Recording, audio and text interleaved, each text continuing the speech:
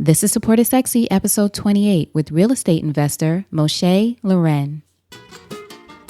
Welcome to the Support is Sexy podcast. I'm your host, Elayne Fluker, entrepreneur, author, producer, and founder of Chic Rebellion Media.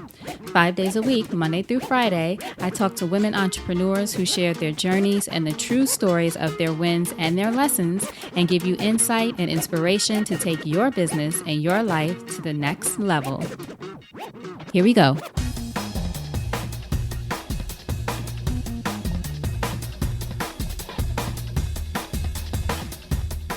Hi, everyone. Welcome to a new episode of Support is Sexy. I am thrilled to have you here because you know it just would not be the same without you. So today, my guest, I love her, so much fun. And what I love about her is this, how real she is at all times, truly authentic. Her name is Moshay Laren, and Moshay started in radio. So you may, if you're in the Philly area, recognize her. She was on radio for a long time, 20 years almost. And she moved into what she's currently doing, which is real estate and investing.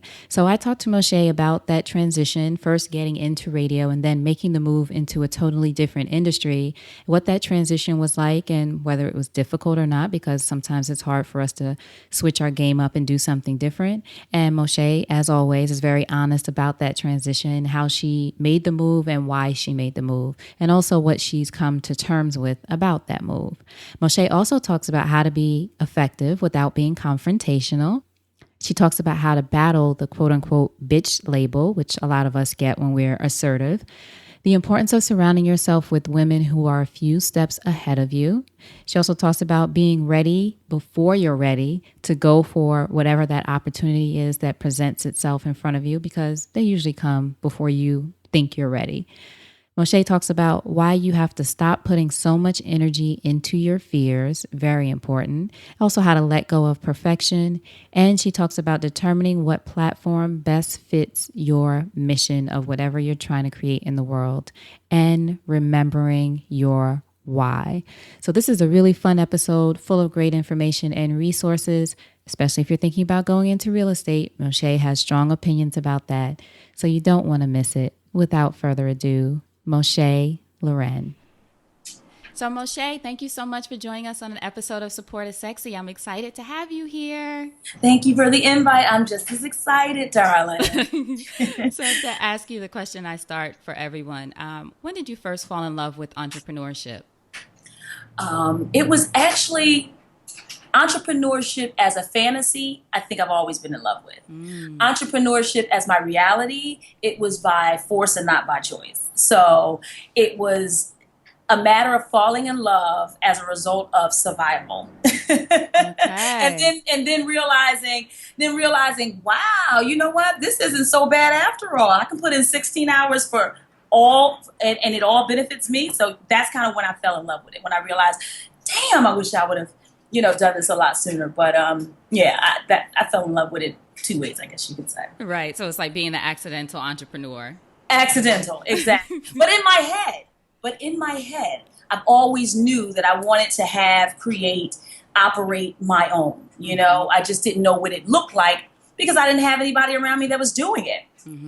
So I didn't. I mean, when it starts as a fantasy, it's kind of like you sit around and you dream of all these things you can be, you can do, and all of that. But then the reality of that is, okay, how do you make that happen?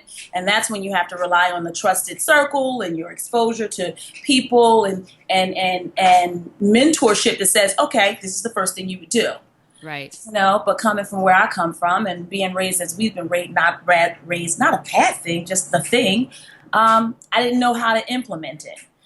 But honey, when they come in and tell you that as of this Friday, you will no longer be getting that check on the 10th and the 25th. Right. You're like, oh, okay, so what does that mean? And then unemployment says this is all you're going to get. I don't care how much you've sold into unemployment. I don't care how much you think you deserve. You go from this to literally peanuts. And so then you have to just start kicking into it's kind of like sink or swim.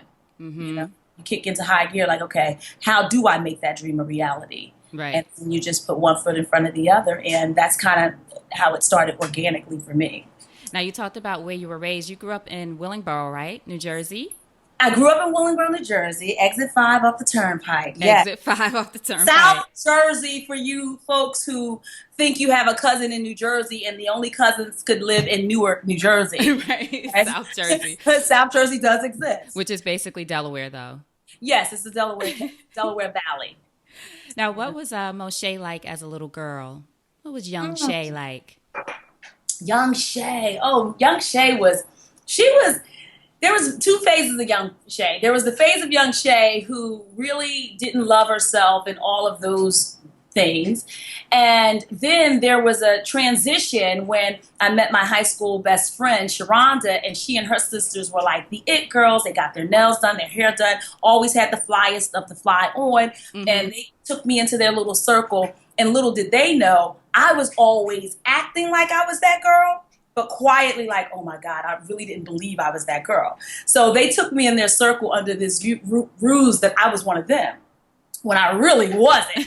I was in the circle trying to be one of them while acting like I was one of them, you know?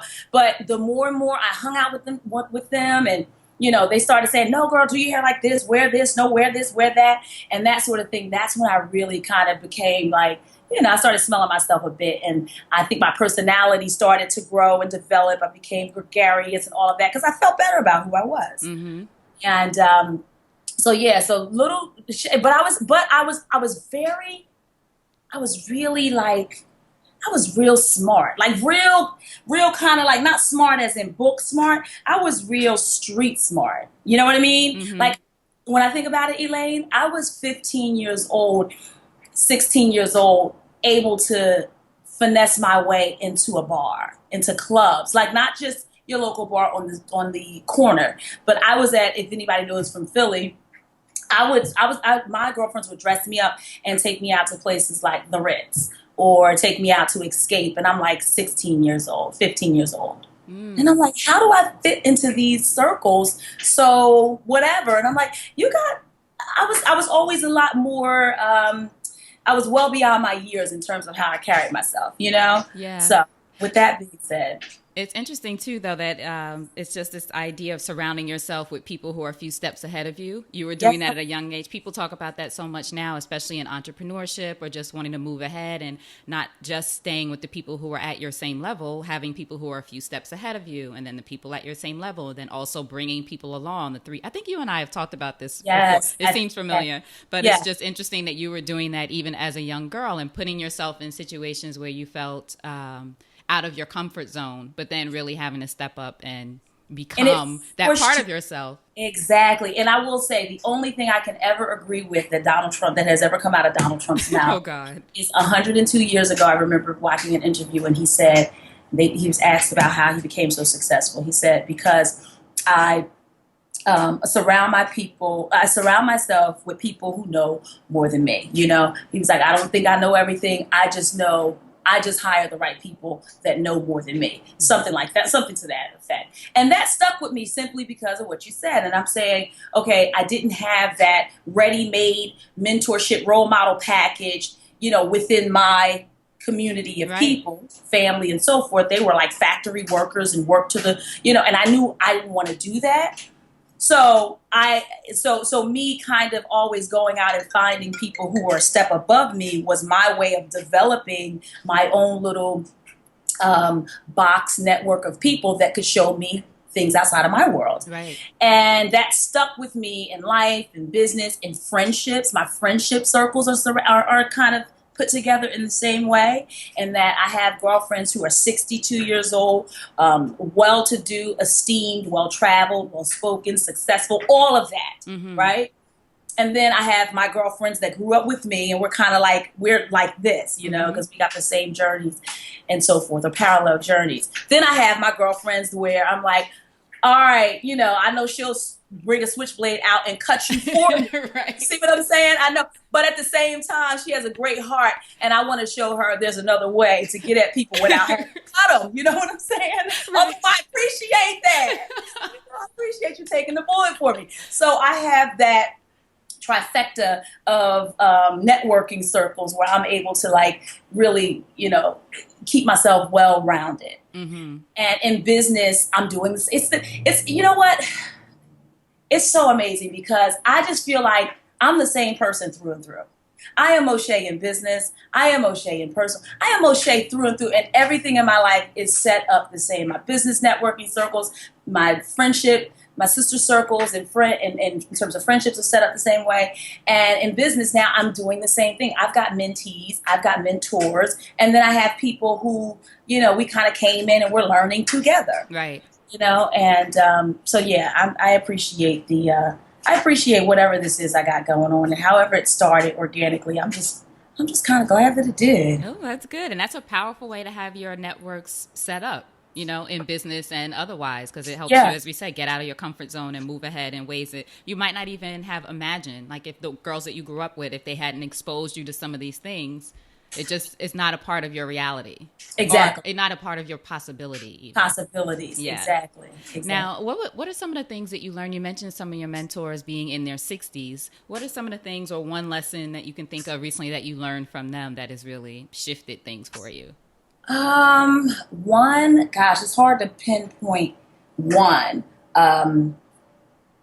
But I can tell, I can tell you this. I can't tell you one, but I can tell you the overall feeling, right? Mm-hmm. Because one of my mentors, she is such a classy lady. I mean, she exudes class. Literally, when she walks in the room, it's like a float. She's floating. Mm. And I've never been that classy. I'm girly, but I've never been that classy simply because I've never been exposed to that level of class, right? And so what I learned the most from her is being able to take everything that's great about me, my wit, I have a little charm, I have a little feistiness, and being able to present it in a way that is graceful and non-confrontational. That's the biggest thing that I've been able to learn, and still learning from her, because that's a work in progress for me. You know what I'm saying? I'm flip-witted and all of that. So even in business, it can come off a little harsh and a little shrewd, but the way she does it, you walk away feeling like, did she just cut me down? Right. I'm not quite sure, but I feel some kind of way. Jury's still out. I'm feeling like I should be feeling some type of way, so it's like that. And I'm like, I want to do that. I want to learn to be that. And so as as things arise and I'm having to, stop. Now I stop and think, I'm like, okay, how would she do this? So that's the biggest takeaway for her. She's like, because I've learned through experience that, you understand, you get more bees with honey than you do with lemon. And you can be effective, but you don't have to come off where your effectiveness is feeling like you're being confrontational. Right. And so that was the biggest thing that I've had to learn. And I'm also learning how to balance that with regards to dealing with men in business, because my aggression, me being aggressive and hungry, as a man would be aggressive and hungry, is not perceived the same way coming from me than it is my male counterpart. That's the toughest part for me in business right now, especially in the real estate industry, because it's mostly dominated by men. And so when you're at the negotiating table and you're wanting to stand firm and you're, not conceding and all of this, you're looked at as being a bitch. She's a bitch. Your agent is a bitch. But why am I a bitch? Because I'm negotiating and I'm being firm, just as firm as you. But I'm a bitch. But there's a different adjective that they would use to describe him. Right. So that's the toughest part for me. I think for so many of us, too, as women entrepreneurs, women in general who are ambitious or achievers and that kind of thing, it's sort of this, on the one side, you're told to push and make things happen and be, aggressive and straightforward. And then on the other side, it's like, but also tap into your feminine energy. So it's Are they ever told to tap into their feminine energy? Right. Because we all have it. Exactly. No, not ever. It's That's just what go, I'm saying. go. Right. And then we're labeled as a bitch, or, no one wants to work with you, or an angry black woman if you happen to be black. Angry black woman. Yeah, you get all of yeah, so that part makes it really difficult for me, because I'm just not going to soften up. I'm just not going to be. I don't feel like I have to subdue who I am and what I believe in order to get to the next level in business. Like, why can't I just be respected as being a stern, astute businesswoman? Why do I have to be a bitch? Because bitch travels through many circles with a negative connotation. Now no one wants to work with you, you know? Right. So I'm learning. You're learning. Now, Mm-hmm. early in your career, before real estate and everything else, did you want to be a singer, or did I make that up? You probably made that up. I Or made that up. I did did. Tia tell you that? No. Did my girlfriend tell you that? I feel like I've Uh, heard you sing, and maybe I said you should be a singer. That's probably where it came from. that's another fantasy of mine. My fantasy, girl, listen, when I'm here by myself, I am a singer. I am Right. Beyonce. I am Brandy. I'm Whitney Houston. I'm Sade. I'm whoever I want to be that day. And I did, like, for a brief stint, flirt and actually did some stuff, meaning like just went to the studio, auditioned for a few girl groups. In fact, here's a story that I've never really told anybody. Ooh. So I was in Willingboro, was at Willingboro High School. This is when I think this was the year before Boys the Men came out. But we had gotten tipped off that TLC was auditioning for a third member. This is before Chili came on. They needed like the R&B chick, and they were holding some auditions in Philly. So a friend told me about it. I go home from school, rush home to get ready to go to this audition. I have a younger sister, and I remember it's my day to babysit or something. I had to babysit her. There was no one home to be with her. She absolutely could not come to the audition. So I'm literally knocking on neighbors' doors to see if they could watch my little sister. I ran to Philly real quick and auditioned. I could not find a babysitter, and they did not allow me to bring her. And I'm like, I never got to audition to be in TLC. I could have been Chili. You were supposed to I be could have been Chili. Chili. So that's right. my story. So I did. I played around with it a little bit, and I like to sing, but it's never something that I like really want to. I don't want to be a singer or anything. Right. I just like to sing. I know I didn't totally make that up. I But put the it's energy so. in there somewhere. She's got a note here or there. I love it. Now, how did you end up going into radio? Radio was everything. I think everything in my life just happened. So I had just had my daughter, right, Mm-hmm. and I had her a year out of summer that I graduated high school, and I met a guy who worked at the radio station named Albie Silk. He was on in the evenings. Met him at the mall, hence the name at the time, Shop and Shay.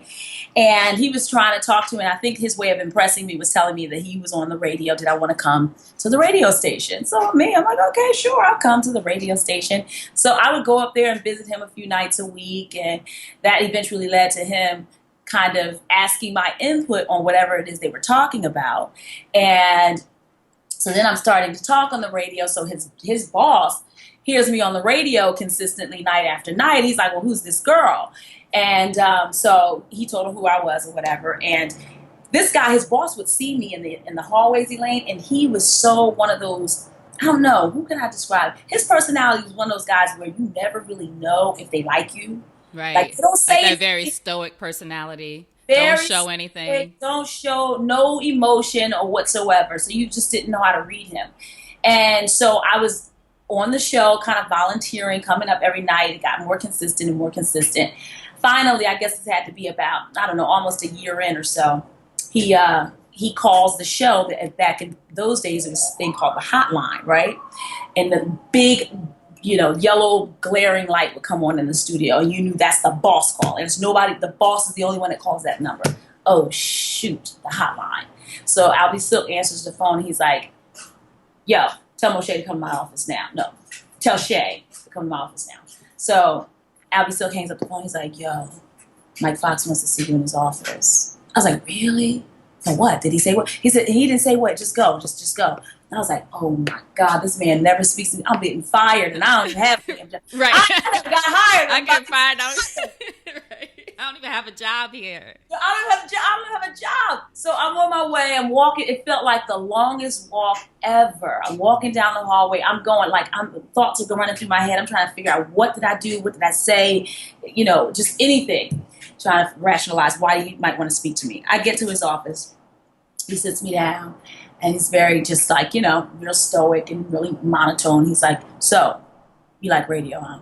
I was like, "Yeah, I like radio."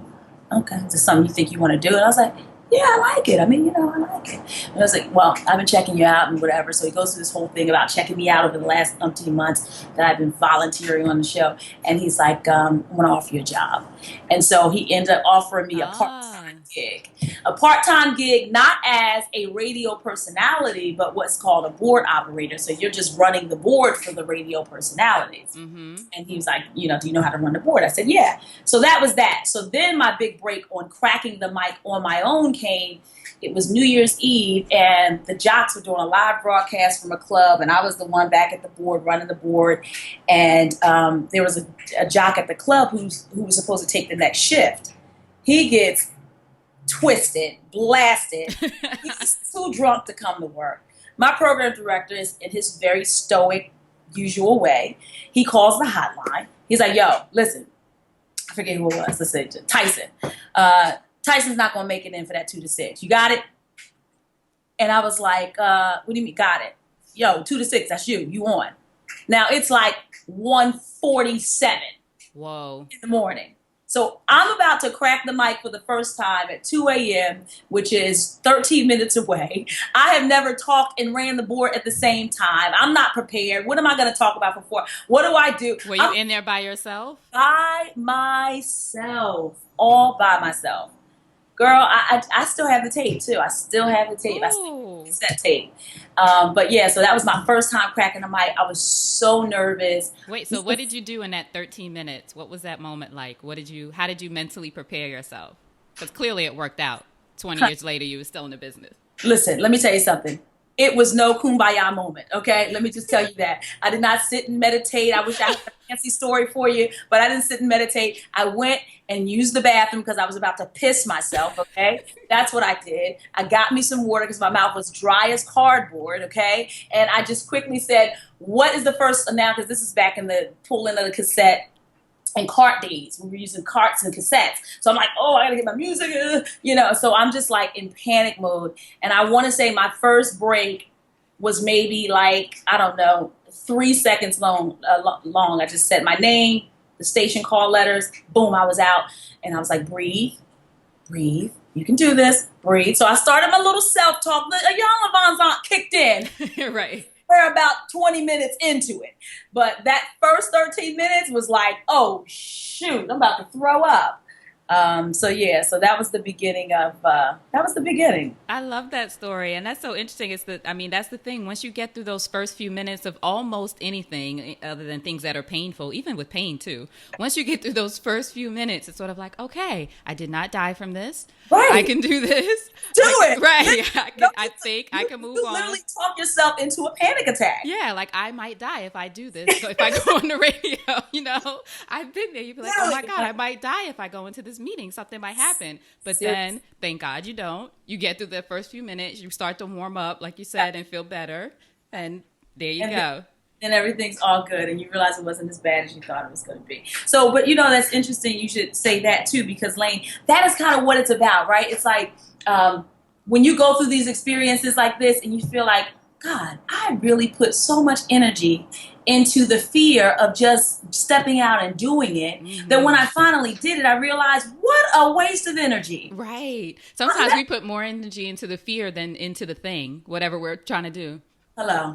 That's what I'm saying. But this is what the 42-year-old Moshay knows. Hell, she didn't know this at 22. Right. You understand what I'm saying? And that's why I'm like, this is why I think that when I've heard people say, when you come into your own, when you finally understand your purpose, when you finally, live for only you and block out the noise. And this is when you become whole. And this is when you start to really live. Because I am really living right now. Not that my bank account is better than it's been.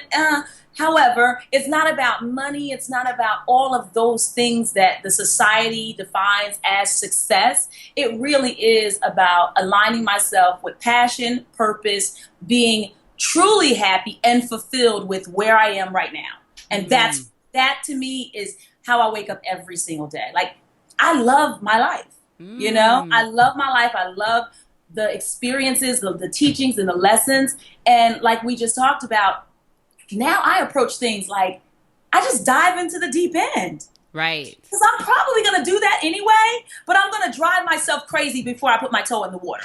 Right. And so I'm like, if I'm going to dive in anyway, why? Let's skip the part of driving me crazy. Let's just jump in. Let's just jump in. And that's that fear. I have a scripture right here that I keep on my computer. I keep this on my computer. It says, every day I wake up, I do my devotional, and I thank God for making me effective amongst people, making me prosperous at work, rich in relationships, humble in spirit, patient in trials, courageous in the face of fear, and insightful concerning his will for my life. And in everything, and it's not like every day is perfect, but the way I handle it has now become almost perfection. Right. You understand what I'm saying? Yes. So the whole pursuit of perfection, you'll never have it, but your response to these things, you can perfect that. Exactly. You can perfect who you are. And even that's not you being perfect, but knowing really who you are. Right. Yes. And knowing really how to respond in these situations that are going to happen anyway, you know? And like right now in business right now, my prayer is just, what I want for my business right now is I want to be able to really build a trusted network of partners. Primarily, I will say I would love to build more minority partnerships. That's a whole different story. But because I just feel like there's such a disconnect from a business standpoint on how we sew into each other. Mm-hmm. And I'm seeing it more so now that I'm in real estate, because a lot of what happens in real estate are partnership groups and developers, multiple of them coming together and pooling their resources to buy 10 blocks to build this, amazing structure. Right. There's not a lot of the African American developers or agents, and us all pooling resources together to be a part of the bigger picture. And that's my goal at this point, because I'm like, this development that's happening, say in Brooklyn, where you are, in Harlem, Philadelphia, where I am, all this gentrification, there's not a lot of minorities at the table with this development. Right. And why is that? Because we're still trying to operate on our own islands. When you don't have enough resource on your island, I don't have enough resource on my island, why not pull the islands together and let's go out? So we're not able to come to the table like these big developers are. It's not one person that's developing a $50 million project. Right. He got partners. But why we're not doing the partnership part? And we haven't been taught that. It's always been us trying to make it and do things on our own. We've been separated, for so long, or taught to be separate. And now, in general, historically, but then also being in this country and not knowing how to navigate that, like people get together, as you said, and form groups, form coalitions, form whatever they have to get these things done. It's not something people do. That's what this show is all about, too, for women, and really looking at you can be so much more powerful together. That is my whole thing. And I'm like, it's just the issue with that becomes the layers that you have to literally groom each layer before you can get to, okay, now this is the business. You have to, okay, you can trust me. This is why. You got to kind of go through all these layers before you guys get to talking about the actual business or the actual deal, because we've got so much built up in terms of, all of a sudden you just want to help me now. What's in it for you? You're going to take from me. You got to get through all of that smoke. Now, while we're trying to get through all that, they're at the table. Right. Okay. They're negotiating at the table because they know that this black and white, this paper, your lawyer, my lawyer, our lawyer's going to put it together to make sure that the business of the partnership is where it needs to be. I just need you to not be afraid that I'm coming to rob you of something. Mm-hmm. I am trying to present an opportunity where we all eat. So that's what I'm having difficulty with now. It's like, your due diligence just to make sure I'm not going to run off with your money is crazy. Let's just get our lawyers, put it on paper, and let's go get this deal. What people? Right. So that's my biggest frustration right now. Or not frustration, because I'm not frustrated. I'm still making it happen. The unfortunate part about it is that I'm not able to make it happen as often with minorities as I am with other people. My business is still going to move on, but I want to do it just like their dollar goes back into their community. I want to do that for our community too. But if I can't get people to kind of see the bigger picture, and let me just say this, they see the bigger picture once you have gone and got yourself some other partners, and they see the success happening. But now you're not the innovator. You're not the early adapter. You've now become the late adapter. Right. So what you stood to make, you're not going to make now because you didn't want to come in on the ground level. We want to wait till we see somebody else do it, and then we want to go copycat it. Right. No, that's not how you do it. So it's like you have to re-educate people in a different way and tell them, and that's really what it is. It's educating people and show them a different way to do things and how other people do it. Right. You have to model the behavior of other people. I'm a big proponent of that now, which a lot of people talk about. How are these other people who are successful at this thing doing this? This is what we need to do. We don't have to reinvent things or figure it out on our own or that kind of thing. Or like you said, you're aligning with other partners. You haven't been able to get with other, people of color that you want to work with right now, but you know that having partners is the thing that leads to success. Absolutely. Absolutely. And, and I think even taking it one step further beyond the partners, it's kind of like, okay, now that I have a team of resources through partnerships and so forth, from a political standpoint, it feels like we're always fighting. I don't know why. I just feel like I'm always fighting.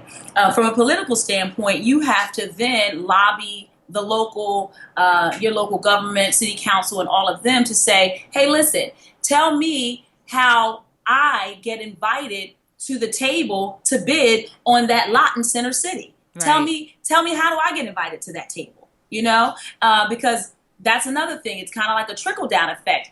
I can have all the resources in the world and all these amazing partnerships with minorities, but if we're not giving the invitation to come to the table to bid on these properties and these lots that are creating all of this development in our city, then we're still behind the eight ball. Mm-hmm. So now my conversations have started with my city council members to say, you guys own a lot of properties in this city. Before you go taxing the residents a soda tax or raising real estate taxes, why don't to close the city's deficit? Why not look at your own asset portfolio and start selling those properties off? And let's make sure that we have minorities at this table. Because what's happening is you guys are selling the properties off at these silent auctions that nobody else knows about. But they're not really silent. Somebody knows about them. Just when I say people. Silent, minority silent, right? Okay, mute to us.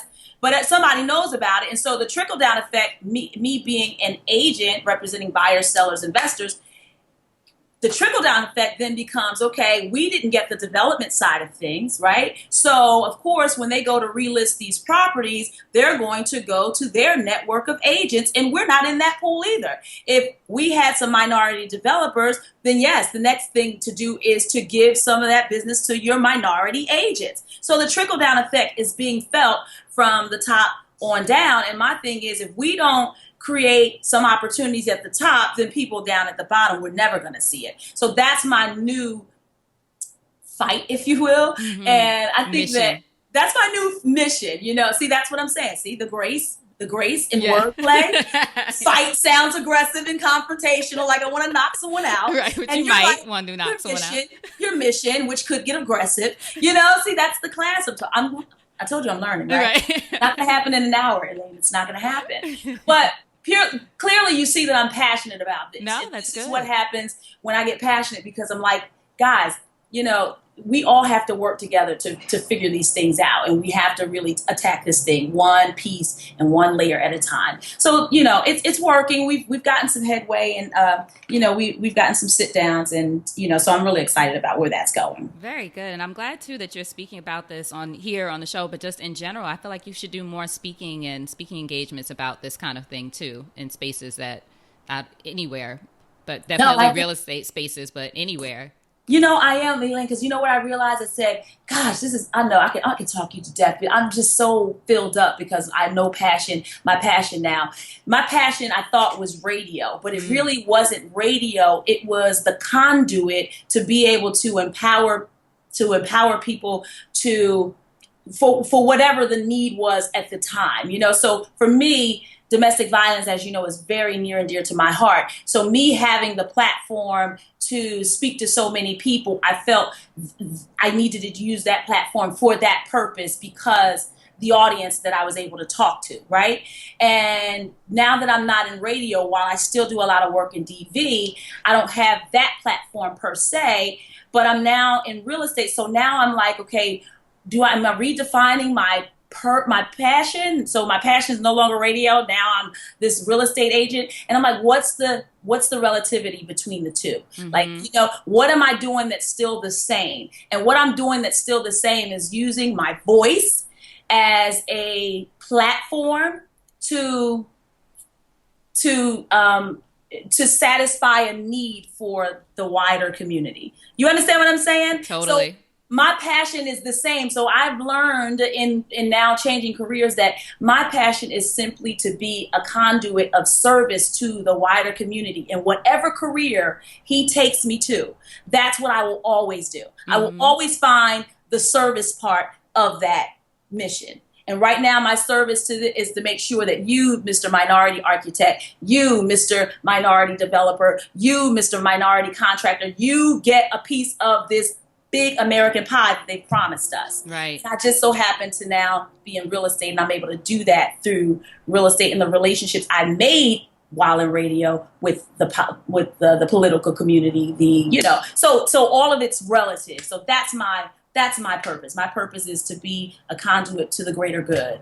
I love that. And it's so powerful too, just because even in my own business and looking at the things that I want to do and shifting from doing video with chicrebellion.tv and thinking of new ways to share a voice, and I had to tap into the same kind of thing you said. Well, what is really my mission? Is it am I making it too much about the platform? Because I would feel almost anxiety, like this isn't working the way I envision, which I always say we get too caught up in the how of how Mm-hmm. it works, as opposed to looking at this is my purpose, this is why. my vision, Yes. why, this is why I'm doing it, and these are the people that I'm doing it for. And that's what's most important, not necessarily the platform that you use. And there are so many other platforms, which is how this started. I was like, okay, podcasting, let's try this. This is a way that people can take it with you. I can get people to do interviews from wherever they are, low point of entry, like just really thinking about Yes. what's the best platform for the mission. Right. And I'm like, because did you also, so you said you got anxiety, because was your anxiety a result of feeling like,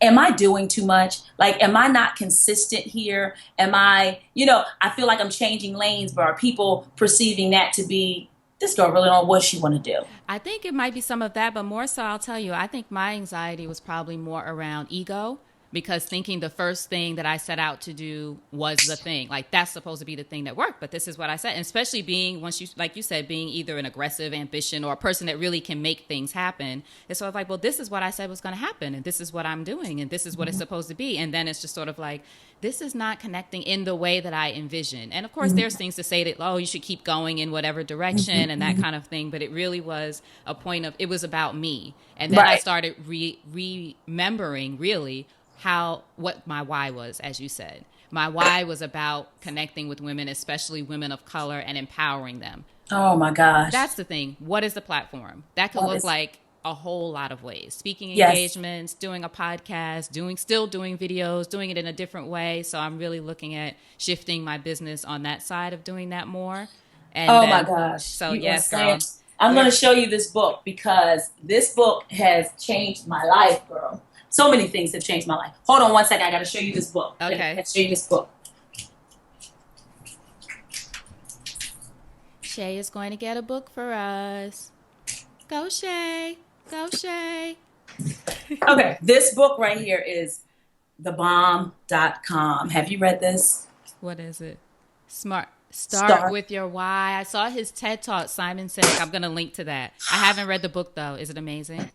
Oh my God. Yeah. It helped me to really it helped me to kind of forgive myself in a way that said, no, you're not all over the place. You did radio successfully for 18 years, and now you're doing real estate. But guess what? What you've done in radio, you're still doing. Like, you're still selflessly giving of yourself to be of service to somebody else. Right. And what this book talks about, all the companies who sell themselves based on product, price point, features, and all of that, and how they may have the best product, but because they never started with the The why. They why. started with the how and the what. They didn't create the type of loyalty that they needed to really sell the product. Whereas Apple, the Apple model, and how they started the Apple model with challenging the status quo, they started with why. So the why is we're always going to challenge the status quo. Now, how are we going to do that? Well, if right now the only way you can get music is through this vehicle, we're going to give you an opportunity to give music through this vehicle, which challenged the way you were normally used to getting it. Right. Okay, well, now we've evolved a little bit more, and we're going to continue to challenge the status quo. Well, if you've always been able to, like with the iPhones or whatever. So every product has been different, and every product that they've put out has ultimately challenged that particular status quo. So they've always built their business around the why. And you'll read in this book that some of the companies that Apple was not the innovator of some of their products. They were just the ones to sell it to their consumer the best because they sold their why, not the how and the what. Right. And they talked about Southwest Airlines and that whole model. And hey, before there was a Southwest, there was a whole other airline company that did exactly what Southwest is doing. They had a better system, a better this, a better that, but they pressed and marketed so much about price point, this, that, and the third. And Southwest just said, to the regular Joe Blow, hey, I want to get you from here to here. Right. I just want to get you from here to here in an hour. I want to give some convenience to your life and have you. So they did it in a way that spoke to the consumer. Yeah. And the consumer's like, okay, you want to make my life easier? Okay, I'll buy it. Right. Not, hey, 1 hour flights for $99. You right. understand what I'm saying? Which everybody was saying. Exactly. So this book really puts into perspective how the place in which you start whatever you do. It talks about the neocortex. It's how your brain is wired in two separate, categories. Your limbic brain controls your emotions and all of that. Your neocortex controls the analytical side of yourself. And starting with why really is starting out of a place of your limbic brain, appealing to that emotion. And then everything else, the business, the features, the price points, all of that other stuff should be, I love that. Start with amazing. Your why. Good. Start with why. We're going to link to that. And I'm going to send you the link. I don't know if you've seen his TED Talk too, where he talks about all of those things that he mentions in the book. Of course, it's a lot shorter, but I'm going to link to the book and the TED Talk so everybody can. This is wonderful. This is exactly why we do this. That was fantastic. That was a great share. And it's funny that you mentioned that, like you said about starting with the why. Also, it allows people to see where they fit in. Because I think that's the thing, again, going back to my business, not to talk about my business the whole time, but I see even with this new project, with the podcast, people email me and they're sending messages on Twitter and all this, oh, I love this and I love that. And not that you're doing it for the love, so to speak, but more so it's impacting people. They see where they fit in. I'm an entrepreneur and so-and-so said this and I got something out. There's a relationship there as opposed to this is what I'm creating, this is what I'm doing, and try to figure out where you fit in. Exactly. So I think that's important too. Awesome. Absolutely. So now how did you go from, as you mentioned, transitioning into real estate, which you're fully in now? What was the transition from radio? It was, it was, I have to be honest, it was the encouragement of my husband, my now husband, who wasn't my husband then. But when I met him, I started with These Hands Decor, and I had started selling handcrafted home decor items and all of that because I'm a very creative being too. And so after radio, I said, okay, well, I'll just start with These Hands. And like you, I expected I had it all calculated in my head. I had this great radio network base. They already believe in me. And they, seeing as though they're my warm network, this is my consumer base too. Right. So I had it all figured out. And well, that didn't quite take off the way I wanted it to. And it wasn't supporting me the way I needed it to. And therefore I'm like, okay, what's plan B? So I met my guy, and he was, he's in the hospitality business, but he also does real estate on the side. So he started empowering me with, hey, have you ever thought about real estate? And I started helping him a little bit with what he was doing. And I'm like, I think I can do this. I was like, I like the communication piece of it. And so, he taught me a little bit. And then he encouraged me to go get my license. He's like, well, you do have a nice network base. And as an agent, you could certainly you could certainly market to them first and foremost. They trust you, and, so why don't you start there? So I got my license, and it's kind of just grown since then. I've been a student of the game for the last 2 years, and I've gotten myself certified in 3 different aspects of real estate so that I've become more knowledgeable. And my thing is just delivering top-notch service, because the biggest compliment anybody can pay me is when they go back and say, she was an amazing agent. I recommend her. Right. So that's how I started. But I also now am not just an agent, I'm investing. So we own a few properties now.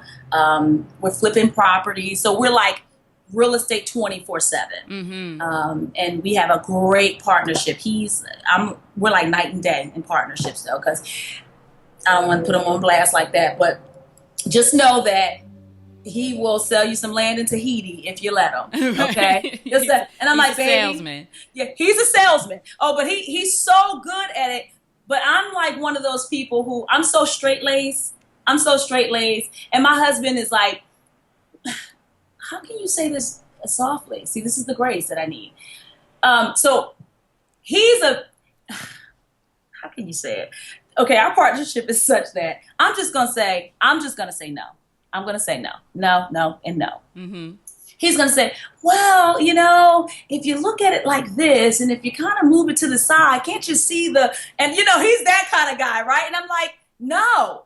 And he's like, babe, sometimes you just got to save the deal by offering some shimmer of hope, and then let's go figure it out, and then we'll come back and say no. You're just like, because I'm just so black and white with it. I'm like, this is what I can do. Right. This is what I can't do. He likes to bask in the gray. He likes to bask in the gray, and I'm so black and white with it because I don't have time to be remembering what kind of fuzzy story I told you to try to hold you off for 3 days while I go figure this out. And, he's like, so he and I. He's glass half full, let's say that. Girl, all day long. All day long. So, but I love it, though. I absolutely love our partnership in business because we still have our thing together as Kimber Investment Group. Right. And then I have, my agency business that I do too. So it works out. So what does Kimber Investment Group specialize in? Well, we specialize in finding distressed property. We specialize in finding distressed properties. So distressed properties could be abandoned and vacant, or finding a seller who's distressed. And one of the things that I love about Kimber Investment Group is that we are able to reach out to sellers who might be in compromised positions. The market crashed at one point. Jobs, jobs were a lot more scarce. Unemployment rates were high, and people were losing their houses. And we are really on the come back from that period. And there's still some people who are still not where they need to be. So what we try to do is we try to get to those sellers and offer them a solution to save their house and get them relocated in something else. So, so if it's a foreclosure, we have a network of buyers that will basically buy your house and the ability to send you off with something so you can start over, if you will. And that's a deeper conversation of how it's done. But so we're able to connect buyer with seller, and most of the time there's a unique situation with the seller as to why we're able to get properties so far undervalued to sell them to our investors. Where they make a little bit more money because they're able to buy a property off market. So Kimber Investment Group, we do mostly off market deals, and the deals that we can't do off market, then, I as an agent, I'll list them. But that's primarily what we do at KIG as a service to the people or consumers or clients. But another part of KIG obviously is we buy our own properties, buy and holds. We got 4 properties that we've bought and that we're holding, and we've done a flip, and so we're looking to do some more flips. We want to kind of diversify our portfolio a bit. And another thing I want to do, Elayne, at some point is I'd really like to do a seminar for folks who are invested in a 401k. When you were working, you had a 401k or some type of retirement plan. Well, there is these amazing vehicles that people don't understand that are out there through real estate that you can grow your 401k and your retirement plans exponentially. One thing about real estate that people should understand is that of all or of most of the investment vehicles, real estate is at least one that you can tangibly put your hand on or do something to increase its value. You put your money in the stock market, you have to wait to NASDAQ and Dow at the end of the day to tell you how your money did that day, right? You can't manipulate that whatsoever.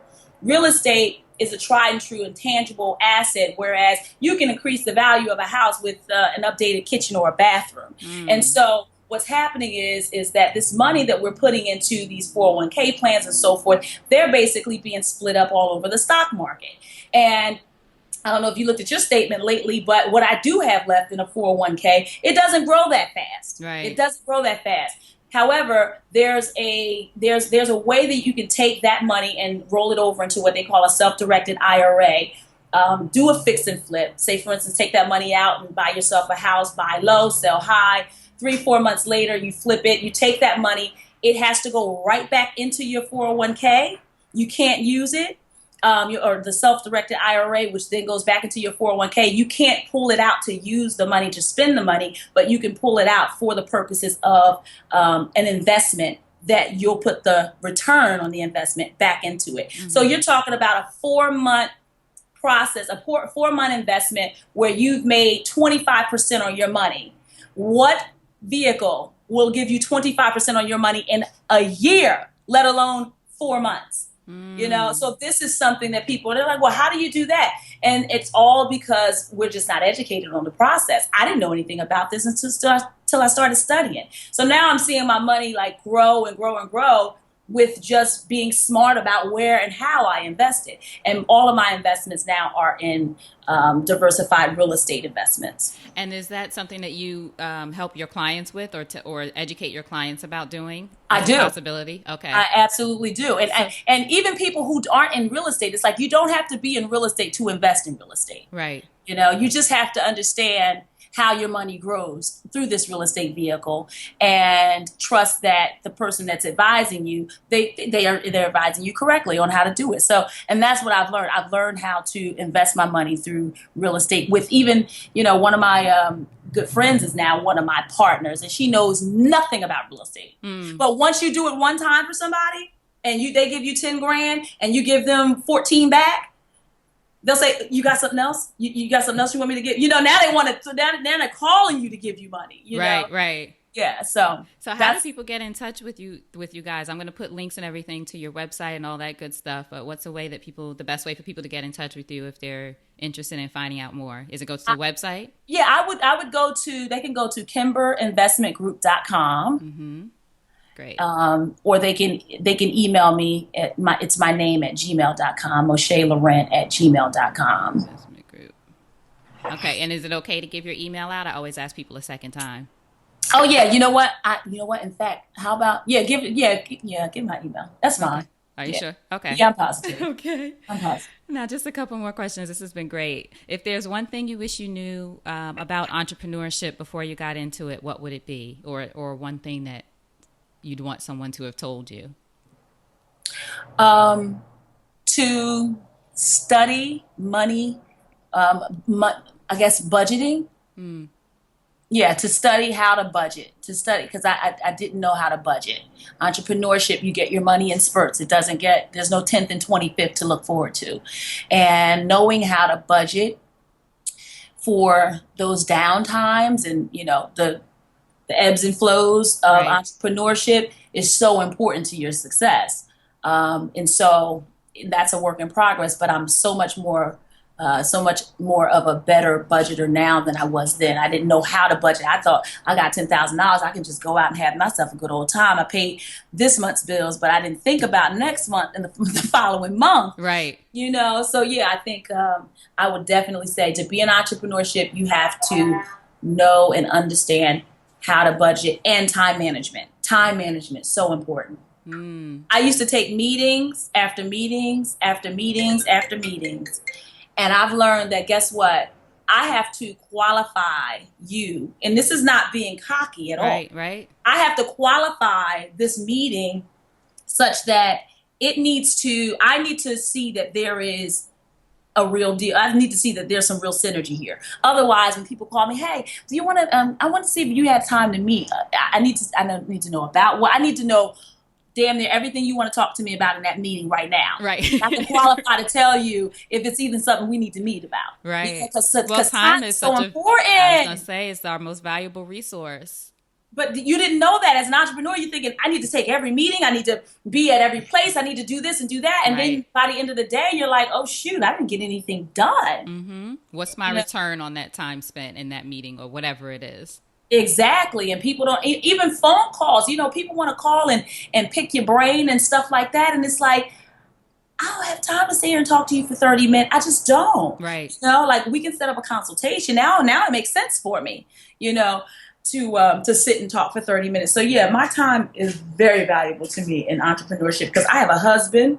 I have things that I like to do for me, and I have my business, and then we have our business. So that's a lot of stuff to try to Right. accomplish in a 24-hour period. So yes, my chit chats, girlfriends, love y'all, but I can't lunch with y'all every day and sip on wine every evening for happy hour. I am busy. Right. I Right. got stuff to do. Now, what's the greatest lesson having a business has taught you about yourself as a woman? The greatest lesson, As a woman. as a woman, um, I think that with that being said, as a woman, I know that we have a greater purpose in our communities at large, right? And being an entrepreneur and being so committed to being the best entrepreneur that I can be in the industry that I'm in, I realize that wisdom isn't just for me. I realize the wisdom is not just a gift from God to me, but it's a gift from God through me to the wider world. Because as a woman, we are put here to educate the villages, and to create stronger villages and so forth. So I just feel like, in whatever I do, whether it's real estate, however my career evolves, that I will always be that person who will learn as much as I can to be able to pass it down to someone else and be what I didn't have in my own life. I want to be that to somebody else. They'll never say, "Oh, I was around Moshay, I didn't learn anything." I'm always giving, because I just believe that giving to you doesn't take anything away from me. It empowers me more. Right. So Exactly. The more we give, the better we are. That's what I think. exactly. So, in wrapping up, thank you so much for your valuable time. I appreciate you. Oh, Yes. thank Our you. Thank closing question, of you. course. If you think over your life and career and you had a chance to thank only one person whose support was critical to you personally or professionally, who would that be and what would you say? Oh, I have to say, I'd have to say my mama. I'd have to say my mom, because she's the strongest, the most supportive, non-judgmental human being that I know.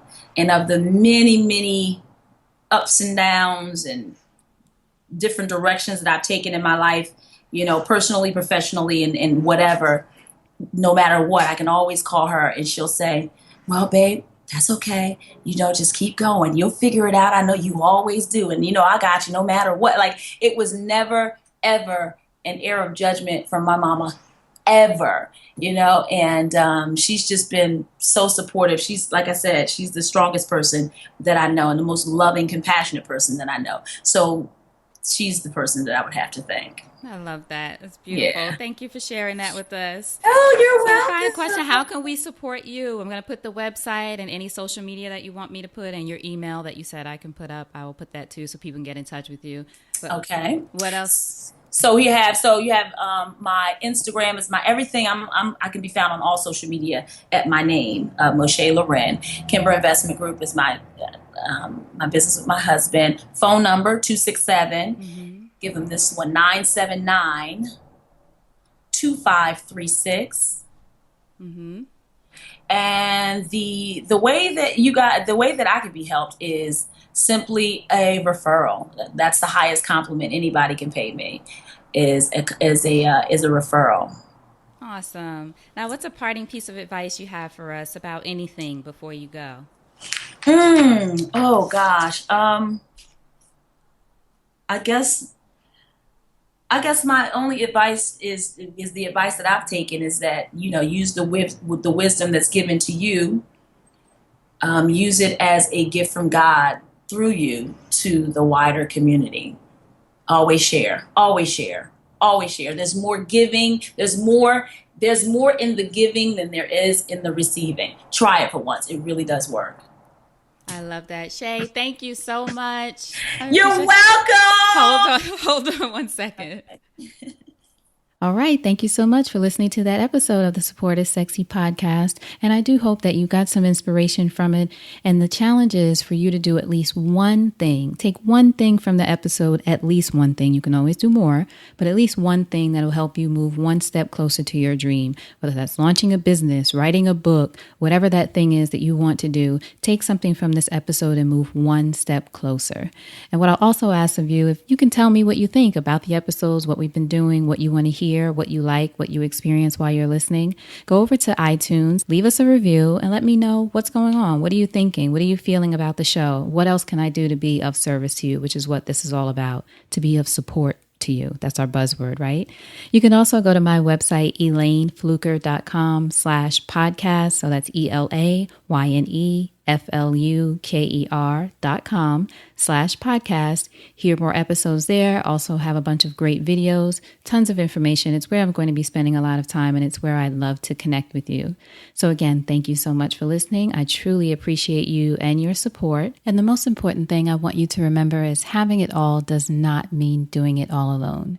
So now, go out there and create something sexy, and I'll talk to you soon. Take care.